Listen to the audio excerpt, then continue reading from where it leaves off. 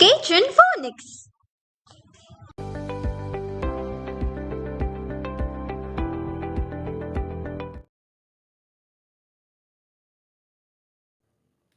Ali mga bata, magkat-una kita, unsa man ang tun-an, bahin sa letrang I, mao kining dako, ug gamay nga letra ato kining iusa, mao ang letrang I. Ang tingog sa letrang I, I, I, I, I, I, I.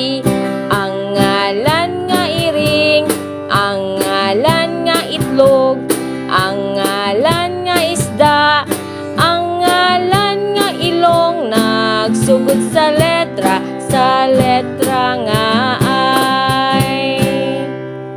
Ali mga bata, magkat-una kita, unsa man ang tun-an, bahin sa letrang I, mao kining dako, ug gamay nga letra ato kining iusa, mao ang letrang I.